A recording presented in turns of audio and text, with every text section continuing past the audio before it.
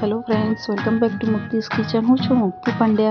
आज हूँ लईने आवी छुं गर्मीओना मोसममां पीवातुं ठंडू ठंडू मिल्कशेक। अहींया आ मिल्कशेक हूँ वॉटरमेलनमांथी बनाववानी छुं। आ मिल्कशेक बहु ज टेस्टी लागे छे, तमे एकवारथी ट्राय करजो। बाळको मोटा सौने भावे एवी आ रेसिपी छे। आने केवी रीते बनाववुं ए हूँ बताववानी छुं।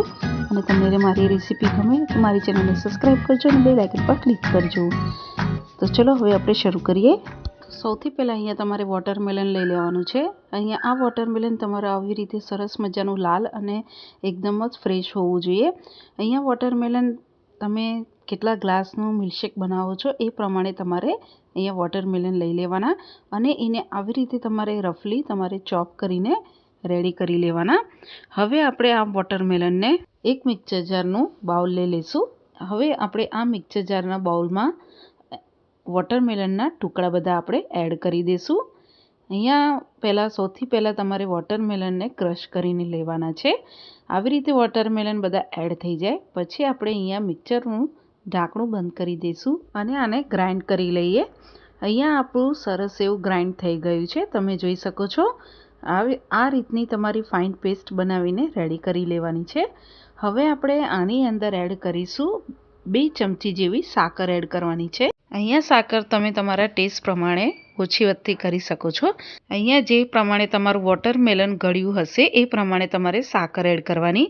હવે આપણે આની અંદર 1 કપ જેટલું દૂધ એડ કરીશું।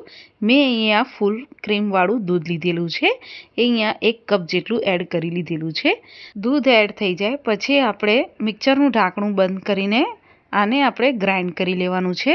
અહીંયા આપણે એક સરખું ગ્રાઇન્ડ નહીં કરવાનું, મિક્સરને ચાલુ બંધ કરીને ગ્રાઇન્ડ કરવાનું રહેશે, એ ખાસ ધ્યાન રાખવાનું। હવે આપણે આને ગ્રાઇન્ડ કરીને રેડી કરી લઈએ।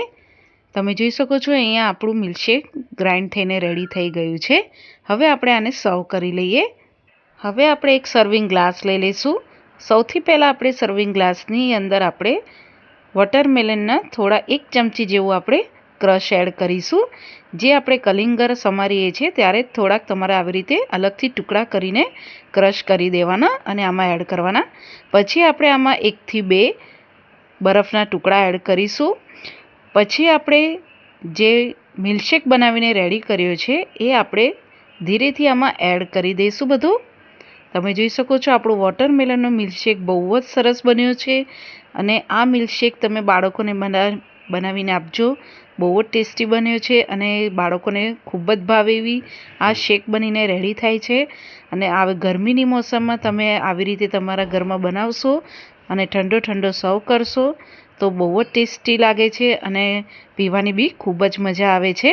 તમે એકવારથી ટ્રાય કરજો। અને હવે આપણે આ મિલ્કશેક ઉપર થોડા આપણે બીજા કલિંગરના ટુકડા એડ કરી દઈશું, જેથી દેખાવમાં બી બહુ સરસ લાગશે। અને આવી રીતે થોડાક ટુકડા એડ કરવાથી તમે જ્યારે આ મિલ્કશેક પીશો તો એનો જે ક્રંચ છે એ મોઢામાં આવશે અને પીવાની બી બહુ મજા આવશે। આ રીતે આ ગરમીની મોસમમાં આવો ઠંડો ઠંડો મિલ્કશેક જરૂરથી બનાવજો, બહુ જ ટેસ્ટી અને મજા આવે છે પીવાની। તમને જો મારી આ રેસીપી ગમી હોય તો મારી ચેનલને સબસ્ક્રાઈબ કરજો, બેલ આઇકન પર ક્લિક કરજો, એક લાઇક જરૂરથી કરી લેજો અને કેવી લાગી મને કોમેન્ટ્સ બોક્સમાં જણાવજો। Thank you.